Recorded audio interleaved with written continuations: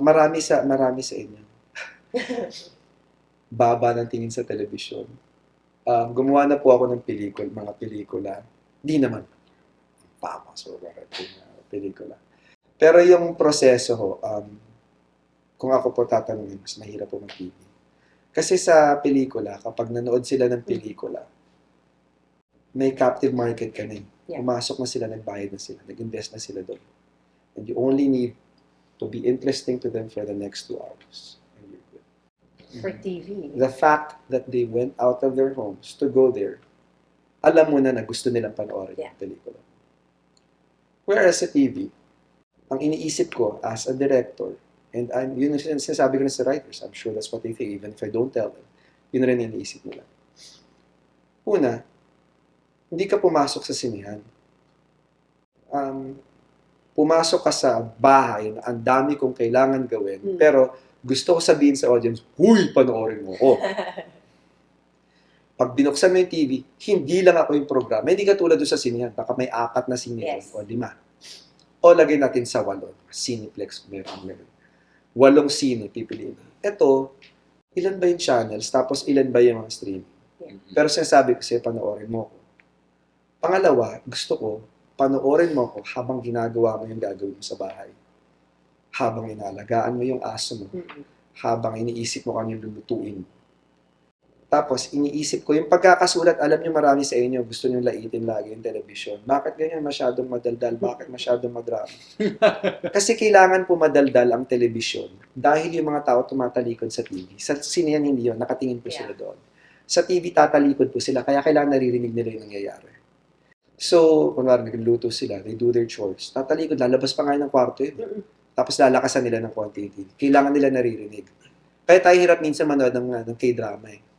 Kasi kailangan mo pang basahin eh. Minsan ayaw nyo rin yung acting ng voice talent kapag English version gusto mo babasahin. Kasi nga, mahal, iba-iba yung experience. So yun, kino-consider din yun sa paggagawa. Tapos, kailangan, pag ginagawa po namin yung mga eksena, it has to end in a high point because even if it's written na merong going to gap, minsan hindi yun ang nagiging natawag natin gap ender, yung going to commercial.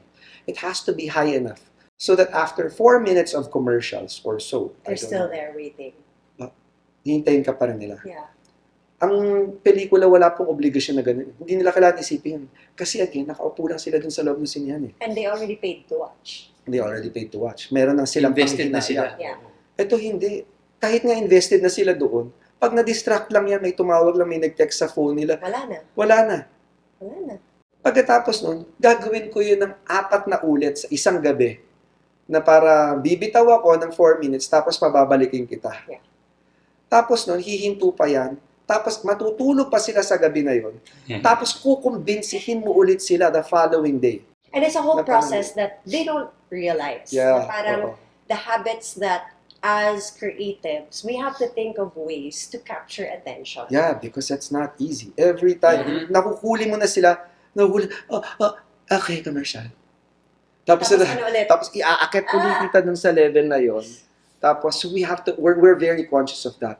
Tapos pagdating ng Friday, hindi lang overnight, 2 tulog. Bago ulitin, tapos ulitin ko ulit yung process. So yung weekender namin has to be compelling enough so that Monday, babalik ka ulit. Tapos iaakit ko ulit yung emosyon doon para sa'yo. Tapos we're going to do this all over again. That's not an easy task. So next time na gusto po ninyong i-bash yung TV, sige, bash nyo lang. Basta we'll do our job. We'll do our job. Oo, laging may mga bashers. Libre naman yung television. Yeah, and honestly, pero marami rin nagmamahal. Yun yung importante. Marami rin naman nagmamahal. And I'm so thankful for everyone that stayed with us to the gaps, stayed with us after the commercials and over the weekend, and continued to watch. There were a lot of royalistas that watched us. But Direk, I'm curious because you already dabbled on it na may mga streaming na tayo. The habits of viewers have changed because of streaming platforms. Where do you see television in the future? Wow, that's... and just an additional question to that, para masagot rin Direk. Was there any point during this social media craze that you felt the mortality of television and maybe also part of your craft, which is TV? I still feel it now. You still I feel think it? we're really at a crossroads sa television. I think television, for a time, I felt that it could die. Okay. Pero now, I think it's just evolving. Nag-iiba yung platform. Pero, as a director, I feel like we're a guardian of this craft. Ito yung minana natin from filmmaking sa mga pelikula noon. Yes. So, that's the reason why I would do a movie even if I'll be candid, it would pay less. We know that. It pays less kung ipa per day mo. I do movies because I owe our television industry to the movie industry that came before us. So natatakot ako na baka turn na ba ng TV na to go the way of movie making in the Philippines. Pero as a guardian, I had to figure out what is it that would make us survive this or evolve along with it. How do you keep up with the times? How do we not die? Yeah. How do we not die away? So sabi ko, okay. First, I was trying to look at YouTube videos. So, subscribe ako to YouTube. Well, walang ads. Para makarami ka. I analyze, okay. They do some stuff on YouTube, like even movies on YouTube. Yeah. Tapos nung pandemic, nakatulong rin sa akin. Yung realization. Una-una, sige, dun sa YouTube, parang, kailangan yata, kapag gagawa tayong TV show, it's something that they cannot do on YouTube. It's gotta be big. Yeah. Epic. O parang we're a cast that they cannot do on other platforms. And then next, na-realize ko rin, nung nag-pandemic, sabi, babalik pa ba sa panonood sa sinihan? Kasi napapanood ko na, Netflix ka lagi, HBO Go. It's on your phone, on your TV. Yeah, I'm just in my house and you get a big screen TV and you're okay, but why did I watch Top Gun Maverick? Because it's a spectacle. So that's how I'm going to bring back viewers to watching television. Yes. Because it's just an experience that they cannot experience on other platforms. It has to be spectacular. Then I'm going to go watch a movie. In our case, then I'm going to go back to watching television. Well, at least Jimmy is kind enough to help you out and put it on YouTube. Yeah, on Facebook. It's on all these platforms. And meron pa ring TikTok. Actually, there's some people Oo nga, who post it in parts. Sorry, hindi ako mabanggit ng Facebook kasi wala akong Facebook. I don't know. Sorry, Direk. I don't know how it works, pero ang alam ko yung YouTube, kaya yung mabanggit ko. But anyway, may streaming yun. But people post it in parts on TikTok. I know you watch videos on TikTok also. There was also a learning for me on TikTok. Oh, how was that pala for you, Direk? Sorry. Nag-download ako ng app. Wala naman talaga akong account. Wait, also, side note, si Direk, for the longest time, he didn't have feature phone siya. Wala siyang smartphone. And that was a conscious choice from your end. Conscious in a way that I still remember clearly how long it took for me to learn yung sa number pad, tapos magte-text kang gano'n. Yeah.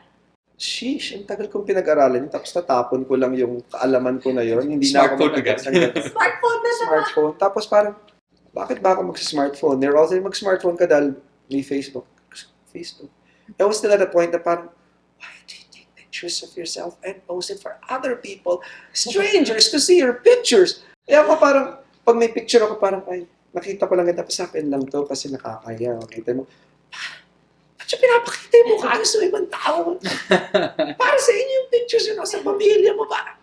Hindi, I couldn't wrap my head around that. So parang, why would I get a smartphone? Until syempre ng pandemic, hindi na ako makapasok sa mga establishments kasi kailangan ng QR code. So I was forced to buy a smartphone. So, bakit na ba tayo napunta doon? Wala lang, streaming. Tapos naisip Yeah, you ko were na, going to tell us you're learning about You're TikTok. learning about TikTok. Okay. So, yung TikTok. Galing. Tanda ka ako. Kalimutan ko. Got you, Direk. Yung TikTok, sabi ko, ba't niloloko yung mga tao sa TikTok? So, pinanood ko siya. Pagnood ko sa TikTok, sabi ko, hey, natawa ka. Tapos kinano.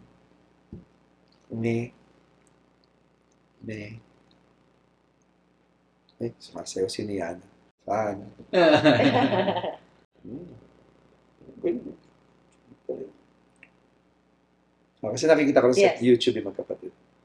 And then isip, and after a while, parang ganun ka naman. Oh, sheesh. Hindi lang siya basta maikli. Yes. So, maikli, okay. Pero pagpunta mo sunod, wala. So, wala. But you keep on swiping. Yes. Keep on swiping with the promise na yung first video, makakuha ko lang ng ganung klase. Matutuwa ka ng Matutuwa ganun ka ng ulit. ganun ulit. Mhm. Pero ganun. The next thing you know, you've already eaten 30 minutes. Yep. Ayun. Na-realize ko ito ng mga lock-in pa. Nalalock-in taping. Kasi Kasi wala wala ka namang ibang ginagawa. Wala kang ginagawa. Nalalock-in kami na. Nakalock-in kasi kami na parang naka-quarantine ka. On your off days, you're not doing anything. Buti nga off days eh. Pero yung una, yung 8 to 10 days kayo naka-lock-in. Mag-isa ka lang doon. Hanggang Yeah. baka lock-in mag-positive before. ka bigla. Na kailangan sigurado sila hindi ka Yes. magpa-positive. So tingin ako, okay, so that's the behavior. First, it's gotta be short. And then, I got this. So I spoke to the writers. I think this is the new thing now. I think we should design our scripts into like mini TikToks. So one sequence is like one TikTok video. What does that mean? That means it should be a little shorter now, but the experience is full. May Pagkapanood- arco yung eksena. Pagkapanood mo parang, uy, natuwa ako doon. Or it did something. Leaves you Yeah, okay, wanting okay. more. Or it did something for me. So I wanna swipe or in television, wait for the next sequence. Tapos pag pinanood ko yung next sequence, I cannot keep on disappointing you. Yeah. The way TikTok videos would. Yeah. Kung sunod-sunod na magaganda yan, hindi ka talaga bibitaw. Kailangan mapa-comment sila ng part 2, please. Part 2, please. Part 2 please. Saan na part So, 2? sa swipe mo na ngayon, Yeah. titignan mo ako. Just watch it. Ay, galing ka ng TikTok. Sabi ko. Because you do know, Direk, for a lot of the Gen Zers, they watched our teleserye on TikTok, Yeah. not even YouTube. Actually, nasabi sa akin ng isang trainer sa gym. Sabi ko, napanood ko sa TikTok. Sa TikTok ba? Kasi a lot of people repost, and they don't even watch it on the GMA network page. No, A lot because of people snippets lang. repost, and then nakalagay lang dun sa caption, part 1. Tapos hanapin nila yung part 2. And the next thing they know, napanood nila yung buong episode Yeah. ng Royal Blood. Yeah. And there's a huge chunk of the population who actually consume television shows in that way already. Parang degustasyon. Yes. So it's just, I think it's a lot of evolution of viewing habits. But I guess just going back to you being a guardian of this art form, television, and the industry. Para sa akin, the way I see it, and Bonizi might feel the same way as well.